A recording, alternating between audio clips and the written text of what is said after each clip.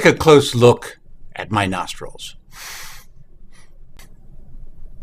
Every other animal on the planet uses these for sensing danger, for sensing fear, for sensing the presence of a sexual mate. We use them for choosing the best peanut butter. There you go. And consider this. Do you know how powerful your bodily fluids are? What, are you kidding? After 32 ounces of soda, I can put your eye out. Saliva. Grab your tongues. Right now, grab your tongues. Really, seriously, grab your tongues. The medical establishment has been lying to us for years. Saliva is our salvation. Animals use their own saliva to heal their wounds and disinfect their bodies. If we could only remember our past lives, when we too roamed the earth as wild beasts, we could recover the transcendent power of our own bodily functions.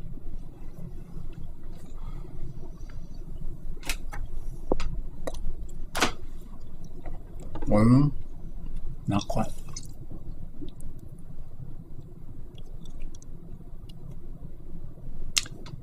My saliva has just insulated this fork against all disease. There you go. Ready to go. And fortunately, the powers that be, those that float around us unseen, have given me an abundance of saliva. The fact is, your nostrils and your tongue are your best defenses against illness. Now I have learned how to detect even the slightest pollutant in the water that we use for drinking and bathing. Wait a minute.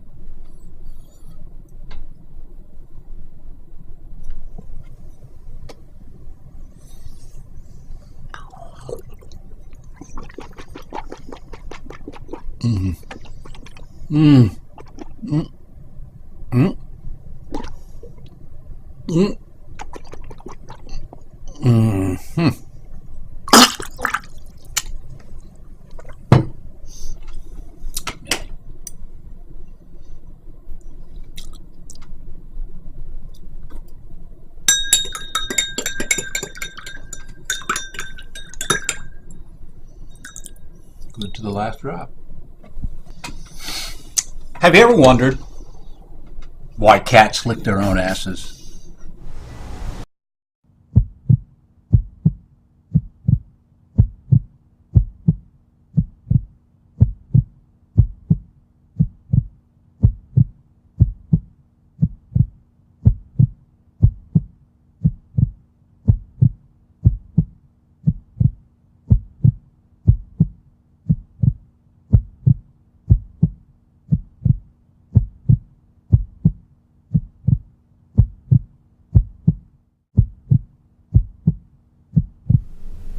Where is your medication, Clementine?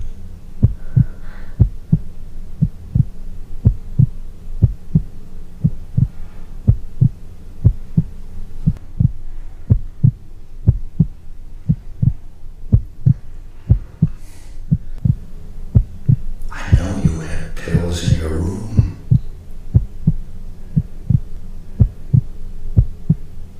Why don't you take your medication, Clementine?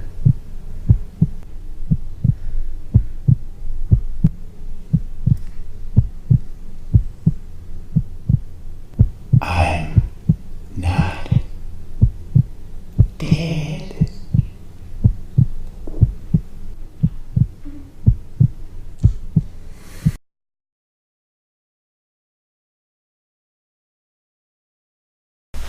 Do you know this woman? Take a look at the other side.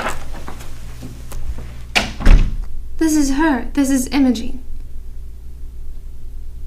Where did you get this? That's not Imogene. Then who is it? That's your mother. that was taken the same weekend that your mother died. She had an aneurysm. She said she had a headache. I came home late from my date and she was sound asleep. But she was already dying, wasn't she? And you didn't know it. You should have called 911. You didn't know?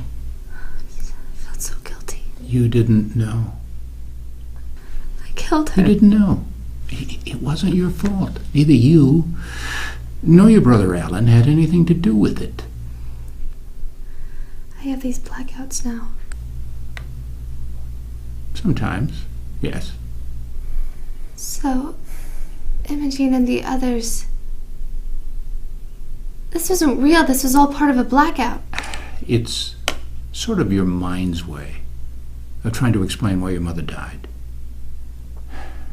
But there is no why, Clementine. She just died. It's no one's fault. It's everyone's fault. It's time to let it go. Clementine, let me say this. Shit happens. But the unconscious is like a magic picture box in your head. When reality disappoints, the show goes on. It's a miracle of evolution. But you're fine now. Everything is fine. Fine and dandy, Sandy. It seemed real. And isn't that amazing? I mean, really. The human animal is one awesome beast. Am I right or am I right? How do I know this is real? That this room is real? That you're real? How did I get here?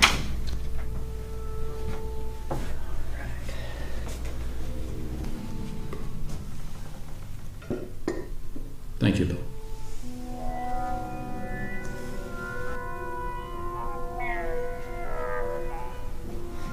I don't remember how I got here. Clementine, this isn't a blackout. You're here at the Havenswood facility, as you have been for the last 7 months, recovering from the emotional breakdown you suffered over the guilt of your mother's death. It's as simple as that.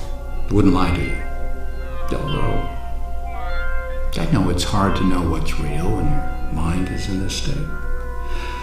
I mean, it's perfectly reasonable to believe that maybe all of this is your blackout. Maybe you're using this as a way to cleanse yourself of the guilt you feel over murdering your mother and Imogen. Maybe this isn't real at all. And maybe I'm just as dead as you say I am.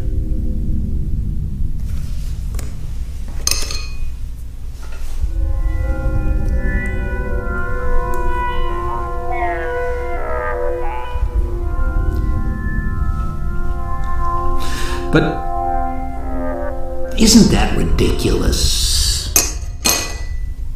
Really?